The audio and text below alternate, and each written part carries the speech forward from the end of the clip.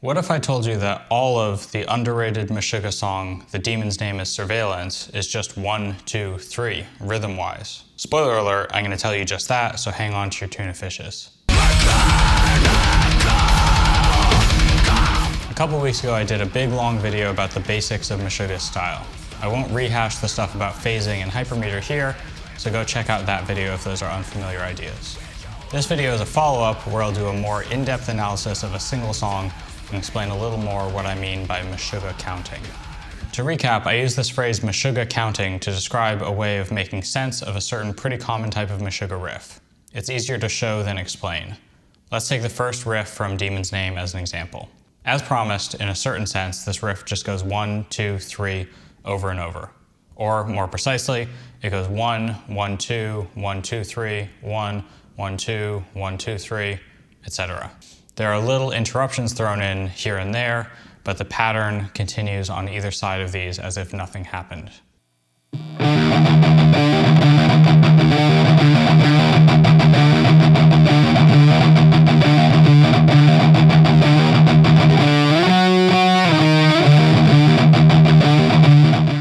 So what I'm counting are how many high notes you get grouped together, and I'm ignoring or internalizing the way that the lower accents between these group of higher accents always last for one beat. And I'm also internalizing or ignoring how the interruptions always come after a few terms of the pattern. If I were to count this using normal metric counting, it would be something like 2 plus 3 plus 4 plus 2 plus 3 plus 4 plus 3 plus 3 plus 3 plus 4 plus 2 plus 3 plus 4, etc.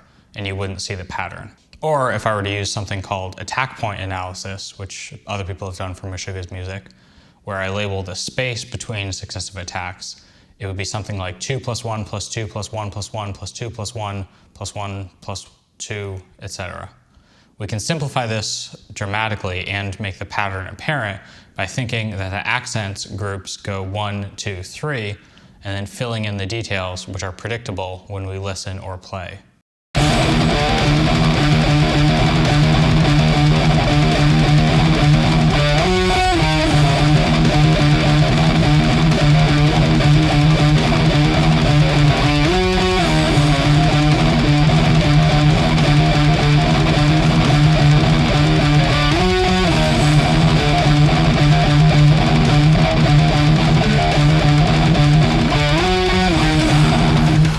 This is especially useful in this song because every single riff has some version of this 1, 2, 3 pattern, even though the metric counting for each is pretty different. Here's the verse riff where there is no interruption to the pattern, and it's a little hard to hear these accents because they're kind of buried in the texture.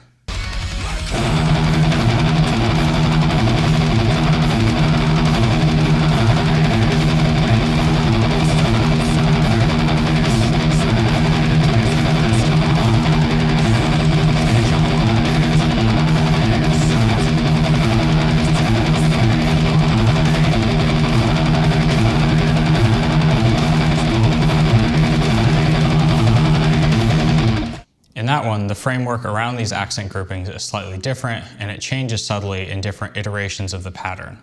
However, Meshuggah counting can be flexible enough to accommodate for these slight changes. The combination of listening, along with this conceptual model of the 1, 2, 3 accent count, is enough to make sense of this riff. The next new riff in the song has a more abstract version of this 1, 2, 3 accent grouping pattern. Here, there are long interruptions, and the 1, 2, 3 pattern doesn't quite happen in the same way, but if you look at what happens right after each interruption, it is, once again, 1, 2, 3. Also, for all you real Meshuggah nerds, this is a rare example of a section that lasts for 7 4-beat measures instead of the customary 8, 16, or 32.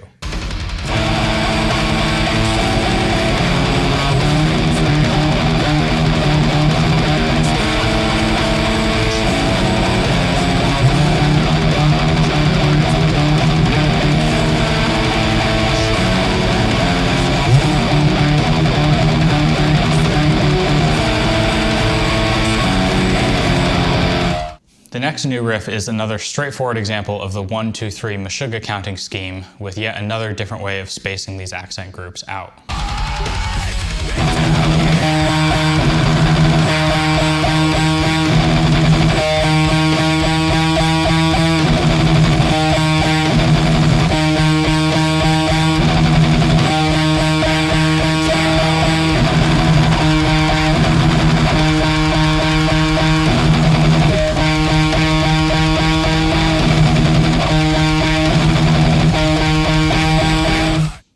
And finally, we get a return to the intro riff, this time without the interruptions.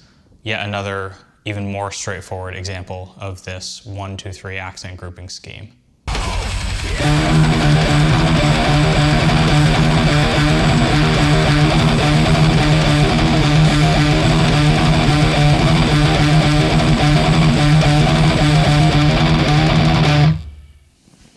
Pretty cool.